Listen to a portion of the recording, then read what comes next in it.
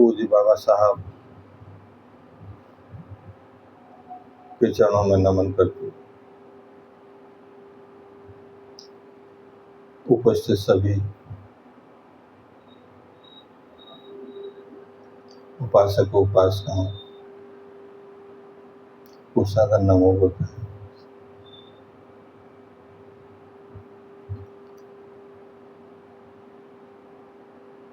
देखिए, ये कुछ पल हम अपने लिए बिताते हैं। प्रत्येक बार बताया जाता है कि बौद्ध विहार के अंदर जब हम आते हैं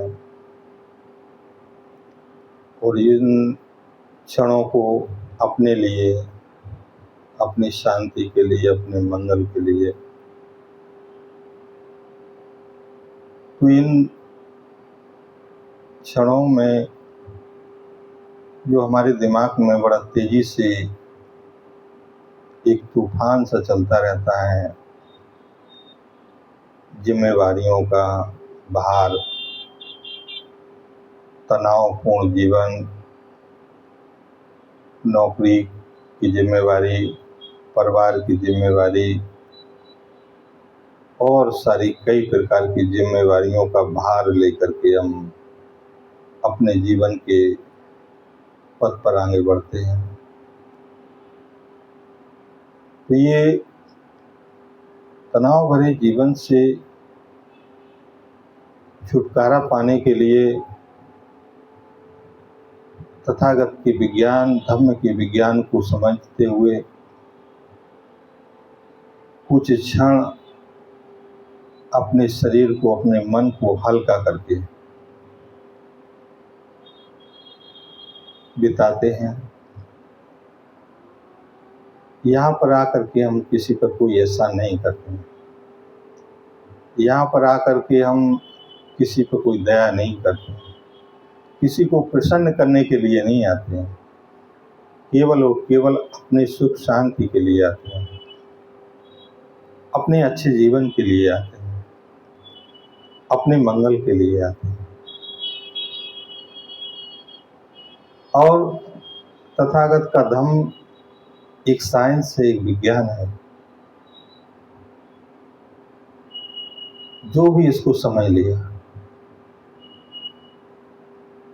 इस पर पहला पग रख दिया, तो ये हमारे जीवन में बहुत बड़ा बदलाव लाता है। और बदलाव तभी आता है जब हम इस पथ पर पहला कदम उठाएं, उसका अनुकरण करें। पहले भी कई बार ये चर्चा का विषय बना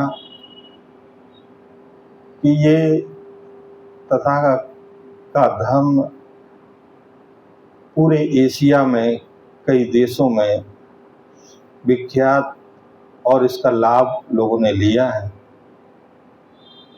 उसका एक ही कारण है, अन्य धर्मों से एक ही विशेष कारण है कि ये व्यक्ति पर केंद्रित है, ये आपकी सुख शांति पर केंद्रित है। जैसे आज आप देखते हैं शिक्षा बाल केंद्रित है, बच्चों के केंद्रित है। बच्चों को केंद्र बना करके शिक्षण विधियां निर्मित की गई।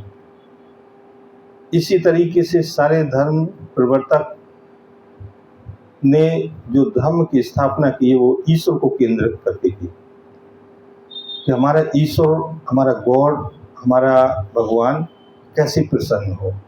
बस उसको प्रसन्न करने के लिए तरह तरह के जतन और तरह तरह की यातनाएं और अतियों में लोग जीते रहे। लेकिन तथागत का धम्म ये मानव केंद्रित है। तथागत ने कहा है कि यदि आप का मन प्रसन्न नहीं है तो आप धम्म के रास्ते नहीं। यदि आपके मन में क्रोध है तो आप धम्म के रास्ते नहीं हैं, धम्म का पालन नहीं कर रहे हैं। यदि आप प्रसन्न चित्त हैं, आपका चित्त प्रफुल्लित है, आपका व्यवहार संयम अच्छा है, तो आप धम्म के रास्ते पर हैं। उन्होंने किसी को प्रसन्न करने की जैसी कोई बात नहीं कही अपने धर्म में। उन्होंने कहा कि आपका व्यवहार अच्छा है, आपकी वाणी अच्छी है, आपका संयम अच्छा है, आपका व्यवहार अच्छा है, आप दूसरे की सुख शांति को भंग नहीं करते, यही आपका धर्म। बस इतनी सी बात को समझने के लिए। लेकिन लोग भ्रमित हो जाते हैं, क्योंकि लोग दो प्रकार से अपना जीवन जीते हैं।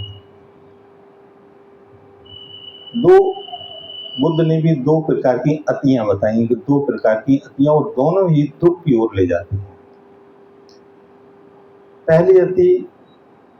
पहली मानसिकता के व्यक्ति वो लोग होते हैं जो लोग ये कहते हैं कि बड़े ही मुश्किल से मनुष्य का जीवन मिला है, खाओ पियो मौज उड़ाओ और मस्त रहो, कल किसने देखा है इसकी चिंता मत करो, जो भी है हमें उससे कोई लेना देना नहीं। बस उनकी एक ही धारणा रहती है कि मानव का जीवन मिला, खाओ पियो मस्त रहो। एक ये अति है, एक अति हो गई। और दूसरे प्रकार के वो लोग होते हैं जो लोग इस बात पर यकीन होते हैं कि जितना हम काया का कलेश करेंगे, भोजन का त्याग करेंगे, तपस्या करेंगे, शरीर को अग्नि में तपाएंगे, शरीर को तरह तरह की यातनाएं देंगे, उन यातनाओं से वो भी एक अति है, और उन यातनाओं से भगवान प्रसन्न होगा और लोगों को भला होगा। ये दोनों ही लोग अविद्या के शिकार हैं।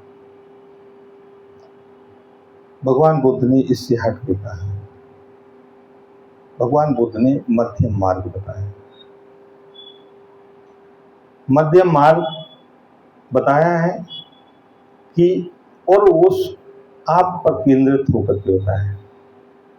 और देखिए, तथागत के धर्म में जो लोग आए हैं, उनका अतीत कैसा भी रहा हो, लेकिन तथागत के धर्म में आने के बाद में उनका कल्याण हुआ। उदाहरण के लिए आप बहुत सारे लोगों को देख लीजिए, अंगुल को देख लीजिए, कितना दुर्दांत और हत्यारा व्यक्ति था, तथागत की शरण में आया और उसका मंगल हुआ। बहुत सारे ऐसे लोग हैं जो तथागत के, उनका जीवन, पिछला जीवन कैसा भी रहा हो, लेकिन धर्म में आकर के उन्होंने उसका अभ्यास किया, उस रास्ते पर चलने का, और उनका कल्याण हुआ। तो एक छोटी सी कहानी आपको तथागत बुद्ध के काल की बताते हैं, उससे हमारे जीवन में बहुत सारी सीखने का, जीवन जीने की शिक्षाएं मिलती हैं। तो तथागत के जीवन काल की एक घटना बहुत ही मार्मिक घटना है, जिसका आज हम जिक्र करना चाहेंगे।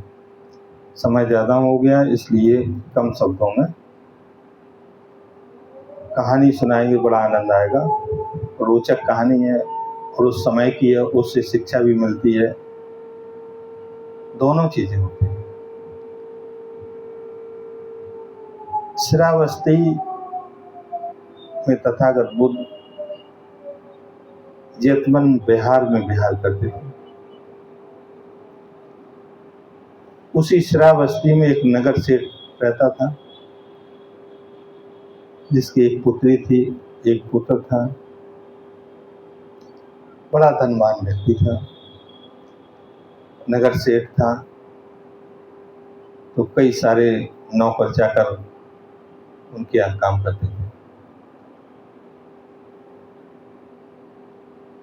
उनकी पुत्री जैसे ही जवानी की दहलीज पर, युवावस्था की दहलीज पर कदम रखती है, तो उसका संपर्क उनके घर में, सेठ जी के घर में एक नौकर काम करता था, उससे उनका प्रेम हो जाता है। और जब बात आगे बढ़ती है तो उसी समय उनके पिता जो सेठ थे वो उस विवाह के संबंध में चर्चा करते हैं। पुत्री को ये भय होता है कि कहीं ऐसा ना हो कि हमारा विवाह दूसरी जगह हो जाए। अंतोगत्वा होता ये है कि वो रसोइया जो उसके यहाँ खाना बनाने का काम करता था उसके साथ में पुत्री घर छोड़ करके चले जाती है और दूसरे शहर में जाकर के रहने लगती है। दूसरे शहर में रहने लगती है, समय बीतता है और समय बीतता है, धीरे धीरे आगे बढ़ता है और वो पुत्री गर्भवती होती है और एक पुत्र को जन्म देती है। जब काफी समय हो जाता है तो उसको अपने माता पिता अपने भाई की याद आती है, तो अपने पति से कहती है कि हमको ले चलिए। अब चूंकि वो उस घर में नौकर का काम करता था, इस बात से भयभीत था यदि हम वहाँ जाएंगे तो लोग हमको मारेंगे, पीटेंगे, हमको यातना देंगे। तो इस भय के कारण से वो व्यक्ति जाने के लिए हर बार उसको मना कर देता। समय बीतता गया, समय बीतता गया, 1 साल, 2 साल, 2 बरस, वो पुनः गर्भवती हुई। 1 साल का बच्चा होने के बाद पुनः गर्भवती हुई तो वो फिर उसने जिद की कि हमको अपने घर जाना है। तो पति ने फिर बहाना बना करके उसकी बात को टाल दिया। तो जब टाल दिया तो उसको क्रोध आया, गुस्सा आया और उसने कहा कि आप मत ले जाइए, हम खुद चले जाएंगे। और उसने अपने 1 साल के पुत्र को लिया घर से और घर छोड़ करके निकल गई। पति ने सोचा कि ये 1 साल का बालक भी है हमारे साथ में, तो इसको जंगल के रास्ते जाना है, तो पता नहीं इसके साथ में क्या हो, इसलिए उसका पति भी उसके पीछे पीछे चल दिया। पति पीछे पीछे चल दिया तो कुछ दूर चलने के बाद में जंगल का रास्ता था, जंगल के रास्ता पार करके उनको जाना था श्रावस्ती। तो उसी समय मौसम बिगड़ता है और बड़ा तेज आंधी तूफान आता है और बड़ा तेज मूसलाधार बारिश होती है। एक पेड़ की छांव में तीनों बैठ जाते हैं। जब बारिश देर तक नहीं थमती है तो उनका पति कहता है कि भाई पता नहीं कब तक ये बारिश हो, हम कुछ झाड़ी काट करके यहाँ पर कुछ छाया बनाते हैं जिससे आप दोनों लोग उस छाया में रहिए तो बीमार नहीं होंगे। तो उसका पति जाता है झाड़ी काटने के लिए। होता ये है कि उसी झाड़ी में एक जहरीला सर्प बैठा हुआ था और उसको पति को डस लेता है। पति को डस लेता है। पति वहीं पर मर जाता है। काफी देर तक वो जब नहीं लौटता है उनका पति, तो लड़की देखती है वो कि काफी देर हो गई, ये लौटे क्यों नहीं। तो लड़की उसी रास्ते जाती है और खोजते खोजते वहां पर जाती है तो देखती क्या कि उसके पति की मृत्यु हो गई। अब देखिए उस समय उस पर क्या बीती होगी कि एक 1 साल का बालक है और एक बालक उसके गर्भ में है और उसी समय उसके पति की मृत्यु हो जाती है। कुछ समय बाद जब वो बेहाल हो जाती है वहां पर, तो उसी समय उसको प्रसव पीड़ा होती है और दूसरा बच्चा जन्म ले जाता है। देखिए ये समय परिस्थिति देखिए कि कैसा समय है। जब दूसरा बच्चा भी जन्म ले लेता है और इधर उसका पति की मृत्यु हो जाती है, अपार दुख का कोई सीमा नहीं। समय बीतता गया, थोड़ा सा और समय हुआ, जैसे तैसे करके उसने लकड़ियों को इकट्ठा किया और अपने पति का अंतिम संस्कार किया वहीं पर। और अंतिम संस्कार करने के बाद में वो दोनों बच्चों को साथ में लेती है और आगे बढ़ती है अपने गांव की। जंगल से पार निकलती है तो एक नदी मिलती है। अब उस नदी, वर्षा के कारण से उस नदी का बहाव तेज हो गया। बादल तेजी से गरज रहा था, मौसम विपरीत था। वर्षा तेज होने के कारण से नदी का बहाव तेज था और उसको अपने दोनों बच्चों के साथ में उस नदी को पार करना था। सोचा कि दोनों बच्चों को लेके जाएंगे तो संभालने में दिक्कत होगी, हो सकता है इस तेज बहाव से बह जाएं और अब तीनों लोगों की जान चली जाए। तो उन्होंने अपना जो बड़ा बच्चा था उसको नदी के इस पार बैठा दिया और छोटे बच्चे को गोदी में लेकर के कपड़े में लपेट करके, क्योंकि अभी वो एक दिन का भी नहीं था, उसको कपड़े में लपेट करके सोचा कि इसको पहले नदी पार करा देते। उसको, इस बच्चे को, 1 साल के बच्चे को इस नदी के इस पार बैठाया और उसको लपेट करके उस पार नदी पार किया और एक थोड़ी सी खाली जगह में, गड्ढे जैसी जगह में कपड़े में लपेट करके उसको रख दिया और सोचा कि अब ये दूसरा बच्चा जो हमारा है नदी इस पार, इस बच्चे को लाएंगे। तो जैसे वो दोबारा से आधी नदी के बीच में आती है, जैसे एक चील आती है और उसके बच्चे के ऊपर मरलाने लगती है। अब वो बड़ा दुविधा में रहती है कि इधर जाएं कि इधर जाएं, और इसलिए होता ये है कि वो चील उसको मैं कपड़े से उस बच्चे को उठा लेती है। तो चील को भगाने के लिए वो जोर से चिल्लाती है। उधर बैठा हुआ बच्चा ये समझता है कि माँ हमारी बुला रही है, माँ हमारी बुला रही है, तो वो चल देता है।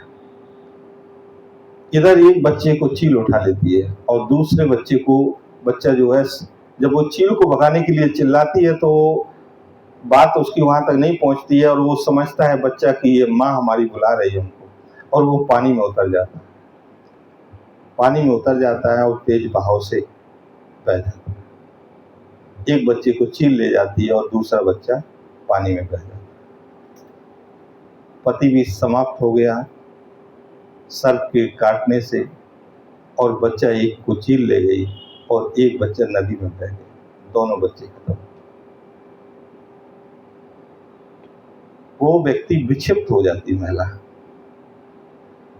विक्षिप्त हो जाती है, कहने पागल हो जाती है, बेहोश हो जाती है और नदी के उस किनारे रेत में गिर जाती है। घंटे, 2 घंटे बाद, 3 घंटे बाद जब उसको होश आता है, जब देखती है कि सब कुछ मिट गया, पल भर में सारा कुछ समाप्त हो गया, मेरा संसार उजड़ गया, अपार दुख की पीड़ा लेकर के अपने अंदर कुछ शक्ति को इकट्ठा करके अब सोचती है अब क्या करना है, चलिए अब माता पिता के यहाँ चलना है। और वो श्रावस्ती के रास्ते नदी के पार करके आगे बढ़ती है।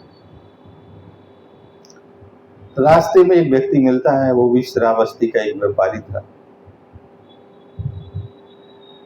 पूछती है वो लड़की कि आप कहाँ जाएंगे, तो बताता है कि श्रावस्ती जाएंगे।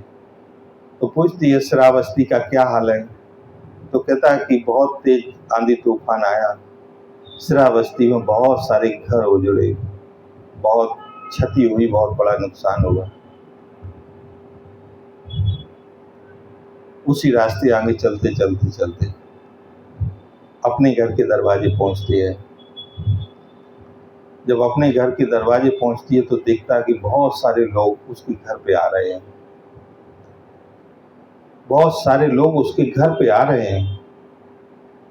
तो पूछती है एक व्यक्ति से कि क्या हुआ, तो लोग बताते हैं कि इस घर में जो रहते थे एक पुत्र था और माता पिता थे। इतने जोर से तूफान आया कि एक घर गिर गया और तीनों प्राणी उस घर में दब के उनकी मृत्यु हो गई और उनको शमशान घाट पे जला करके लौट गए। जब वो लड़की ये बात सुनती है कि हमारे माता पिता और भाई भी इस दुनिया से चले गए, तो शमशान की ओर तेजी से दौड़ती है और देखती है कि तीनों चिताएं जल रही हैं। अब इस संसार में उसके लिए कोई नहीं बचा। उसके दोनों बच्चे चले गए, उसका पति चला गया, उसके भाई चला गया, उसके पिता चले गए, उसकी माँ चली गई। उसको ऐसी स्थिति होती है कि वो अपने सारे कपड़े फाड़ देती है, पागल हो जाती है। और उस पागल अवस्था में वो भटकने लगती है शराबस्ती के अंदर। लोग उसका उपहास उड़ाते हैं, बच्चे उसको कंकड़ मारते हैं, पत्थर मारते हैं, बच्चों को वो दौड़ाती है। कोई कंकड़ मारता है तो बच्चे उसको दौड़ाती है, बच्चों को चिल्लाते हैं, बच्चे उसको उपहास का पात्र बना देते हैं। उसको ये सुध नहीं रहती है कि जो है हमारे बदन पे कपड़े हैं या नहीं हैं, आधे कपड़े हैं, फटे कपड़े हैं, उसको कुछ पता नहीं रहता। कोई जो कुछ दे देता है वो खा लेती है, और जहाँ पेड़ के नीचे कहीं नीचे अपनी रात बिता लेती है। समय बीतता गया, उसके जीवन की कष्टों की अपार कहानी, इतना कष्ट, उसके पीड़ा इतना कि वो सहन नहीं कर पाई। कुछ समय बीतता गया। श्रावस्ती के जेतवन बिहार में तथागत पुत्र देश न दे रहे थे। उसके शरीर पे कम कपड़े होने के कारण उसको पत्थर मारने की वजह से वो एक झाड़ी में छिप करके तथागत की देशना सुनने लगे। तथागत की देशना उसके जब कानों में शब्द पड़े, उनके धम्म की बात तो उसके कानों में पड़ी, तो उसके अंदर जागृति अवस्था आई, होश आया उसको कि हम कौन हैं और हमारे साथ में क्या हुआ। धीरे धीरे वो उसकी चेतना लौटी। जो वो सारी सुध-बुध खो दी थी, वो धीरे धीरे उसकी याददाश्त स्मरण फिर से धीरे धीरे आया उसके। जब आया तो जिस हालत में थी उसी हालत में तथागत जहाँ देशना दे रहे थे वहाँ पे चली जाती है तो लोग देखते हैं। तो उसमें सारे लोग, उसमें कुछ सेठ लोग हैं, कुछ नगर सेठ लोग हैं, कुछ राज्य घराने के लोग हैं, राजकुमार हैं, सारे लोग देशना सुन रहे थे। कुछ श्रामेण हैं, कुछ बनते लोग हैं। तो जब सारे लोग देशना सुन रहे थे वहां पर वो चले जाते हैं,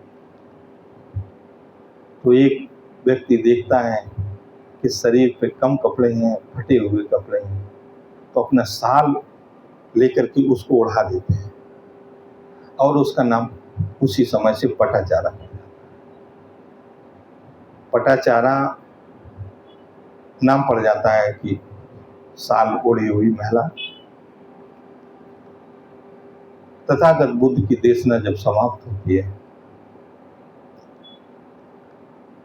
उस समय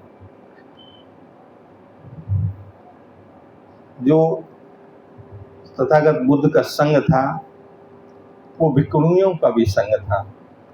तो दोनों लोग उनकी देशना सुनते थे, भिक्षु संघ और भिक्षुणी संघ, महिला पुरुष दोनों लोग। तथागत उस महिला संघ से कहते हैं कि इनको ले जाओ, नहला धुला करके इनको भोजन कराओ और संघ में शामिल करो। तथागत का भिक्षुणी संघ पटाचारा को अपने साथ में ले जाता है, नहला करके उनको भोजन कराता है। भोजन कराने के बाद प्रतिदिन तथागत बुद्ध की देशना महिला संघ सारे लोग सुनते और उसका गहरा असर पटाचारा पर पड़ता है। धम्म के रास्ते उसकी बहुत ही कम समय में अच्छी प्रगति देखने को मिलती है। अच्छी प्रगति देखने को मिलती, ध्यान साधना में बड़ा लीन रहती, क्योंकि अब उसकी चेतना लौट आई थी। और कुछ समय बाद एक घटना घटती है कि पटाचारा अपने पांव धो करके अपने कुटिया के बाहर पानी को गिराते हैं, तो देखती है कि वो जमीन पर जहां पानी गिराया गया वो कुछ दूर बाहर, इसके बाद में वो सो गया, जमीन में समाप्त हो गया। दोबारा पानी फेंकती है, दूसरे फिर पैर धो के पानी फेंकती है, तो देखती है कि वो जहां तक गया है उससे थोड़ी दूर और चला। तीसरी बार फिर पैर धो करके पानी फेंकती है, तो देखती है कि उससे थोड़ा सा और आगे गया है। और ये ठीक वैसी घटना होती है जैसे न्यूटन ने देखा कि पेड़ से सेब गिरा, नीचे क्यों गिरा। ठीक वैसी घटना ये पटाचारा के जीवन में होती है। अब इस पर वो दिमाग लगाते हैं, देखते हैं, तो क्या देखते हैं कि यही तो जीवन है। इस जीवन के पथ पर कोई कुछ समय चलता है, कुछ दूरी पर चलता है, कोई उससे थोड़ी से और आगे चलता है, कोई उससे और आगे चलता है। उसको वो उदाहरण लगता है कि अपने पुत्र से, कि हमारा 1 साल का पुत्र था, 1 साल बाद चला गया इस जीवन से। फिर देखती है कि हमारा पति था, थोड़ा सा और गया, हमारे माता पिता थे, वो और थोड़े से जीवन को जिए। और ये तीनों घटना वो जो है अपने जीवन से जोड़ करके देखती है और जीवन की सच्चाई को, जीवन के कठिन सत्य को इस घटना से ठीक उसी प्रकार से समझती है जिस प्रकार से न्यूटन ने समझा कि पेड़ से फल गिरा तो नीचे क्यों गिरा, और गुरुत्वाकर्षण की खोज की। ठीक उसी प्रकार से पटाचारा ने जो पानी फेंका, वो देखा कि ये पानी कुछ दूर गया, खत्म हो गया, फिर दूसरा फेंका, उससे और अधिक दूर गया, फिर तीसरी बार फेंका, उससे और अधिक दूर। अब वो ठीक उसी तरीके से उस घटना का अनुमान लगाती है कि यही तो जीवन की सच्चाई है कि मेरा पुत्र था, उसकी अल्पायु में मृत्यु हुई, मेरा पति था, उसकी युवावस्था में मृत्यु हुई, मेरे माता पिता थे, वो वृद्धावस्था में मृत्यु हुई उनकी। लेकिन जीवन की सच्चाई है यही है कि एक बार सभी को जीवन का लक्ष्य मृत्यु होता है और इसका सफर होता है। बस वो व्यक्ति सफर कैसा बनाता है ये व्यक्ति के ऊपर डिपेंड करता है, क्योंकि हर व्यक्ति इसी भाव चक्र में फंसा रहता है। जैसे बालक जन्म लेता है, पढ़ाई करता है नौकरी के लिए, नौकरी उसे मिल जाती है, शादी होती है, शादी होने के बाद बच्चे होते हैं, फिर अभिलाषा होती है कि हमारे बच्चे अच्छे पढ़ जाएं। बच्चे अच्छे जब पढ़ जाते हैं तो फिर सोचता है नौकरी लग जाए, नौकरी लग जाने के बाद फिर सोचते हैं कि शादी हो जाए, शादी होने के बाद में सोचते हैं कि अब हमको पुत्र की इनकी प्राप्ति हो जाए, फिर नाती हो जाता है, फिर उनकी पढ़ाई में लगा रहता है। बस ये जीवन जीवन जीवन जीवन जीवन उसका अंत होता है। हर इच्छा के पीछे एक भय सोया होता है। अब ध्यान से देखेंगे, धम्म के रास्ते पे बात को समझेंगे तो खूब अच्छी तरीके से समझ में आएगा। हर इच्छा, कोई भी इच्छा हो व्यक्ति की, उसकी अतीत में, उसके साथ में एक भय सोया होता है। ऐसी बात समझ में नहीं आएगी, इसको गहराई से समझेंगे। जैसे हमारी इच्छा एक कार लेने की है और हमने कार ले ली, इच्छा पूरी हो गई।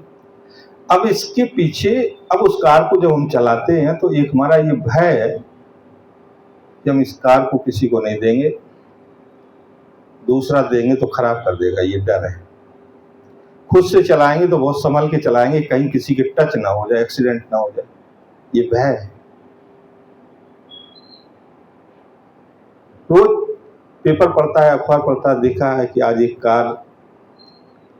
ही हम कार लेकर के आए और आज ही हम एक अखबार में घटना पढ़ रहे हैं कि एक व्यक्ति जा रहा था अपने परिवार के साथ में, उसका एक्सीडेंट हो गया जिसमें 1 लोग की मृत्यु हो गई, 2 लोग घायल हैं।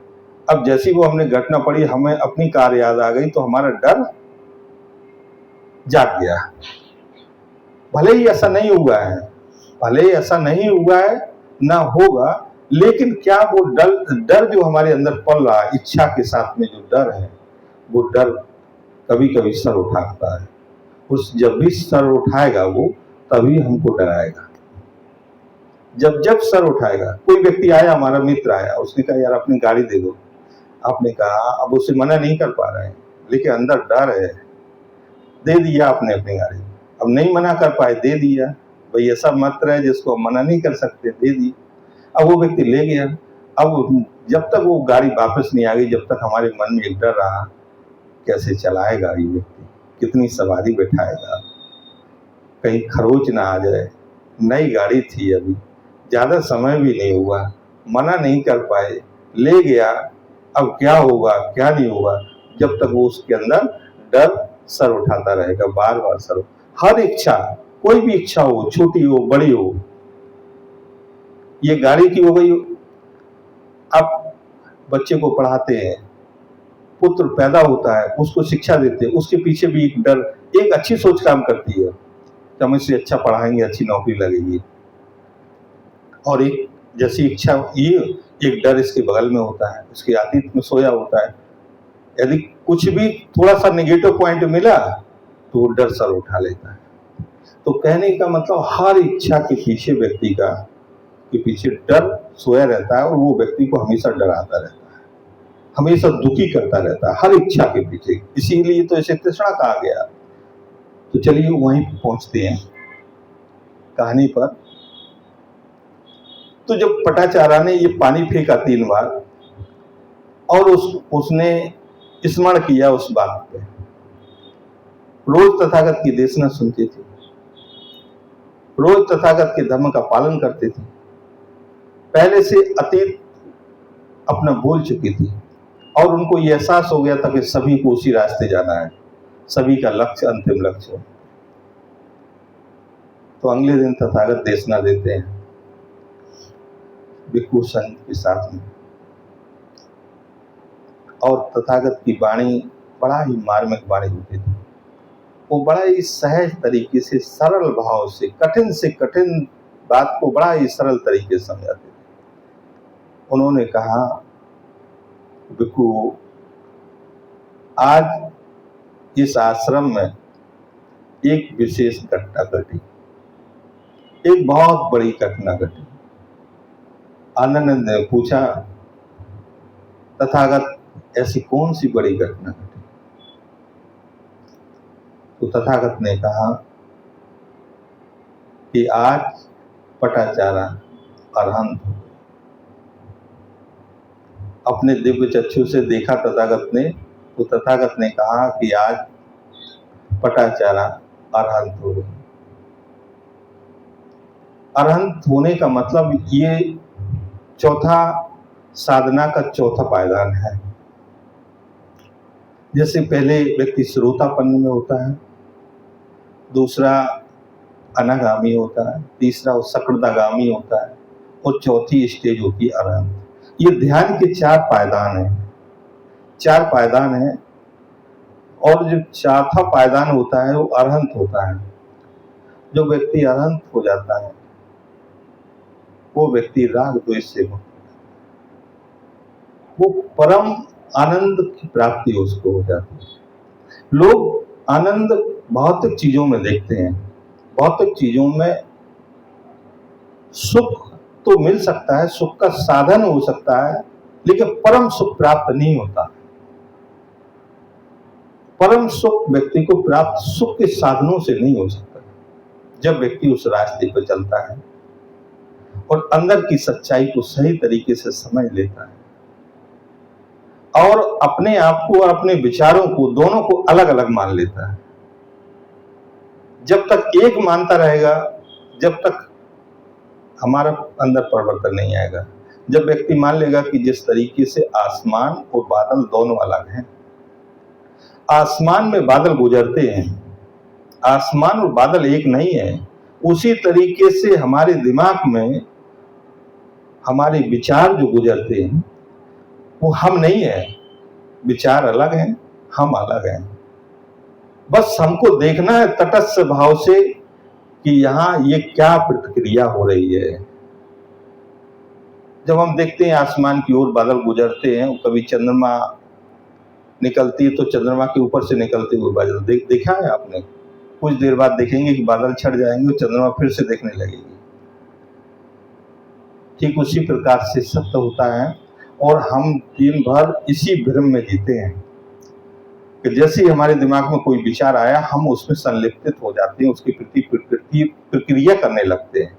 और जब प्रतिक्रिया करते हैं तो ठीक उसी प्रकार से देखिए, तथागत बुद्ध कहते हैं किसी चीज को पकड़ोगे तो ये दुख का कारण है, दुख का कारण है।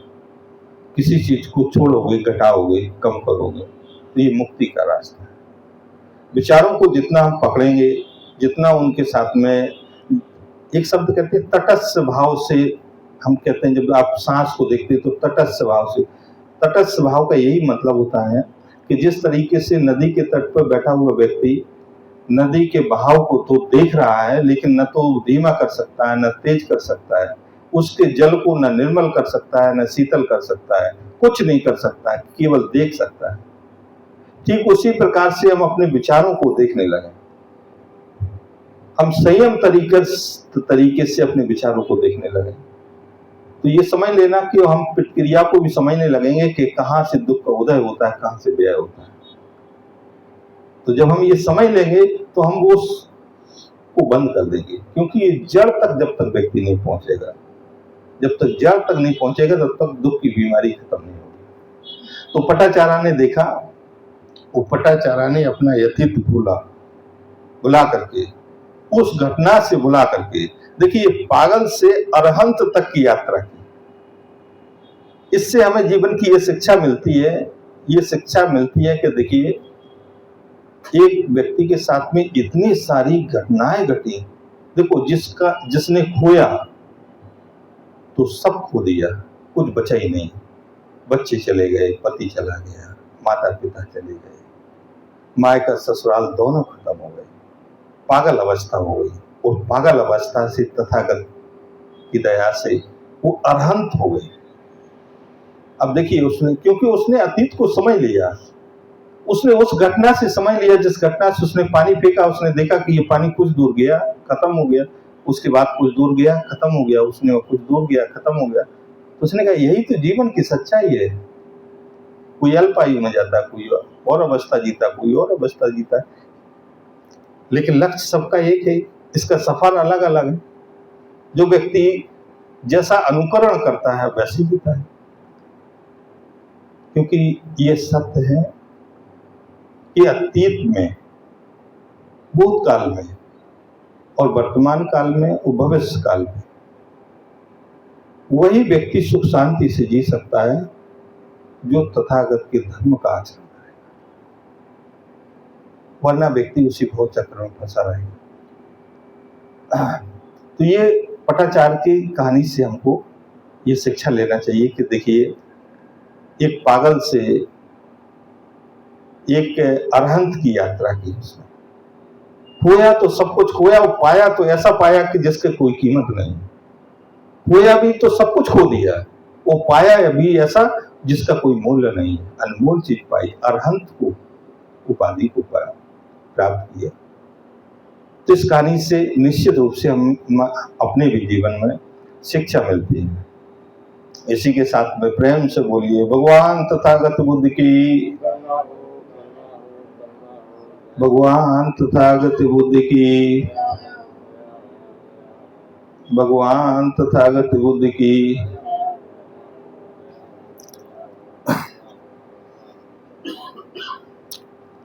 इसके बाद में सभी लोग 1 मिनट का ब्रेक करेंगे।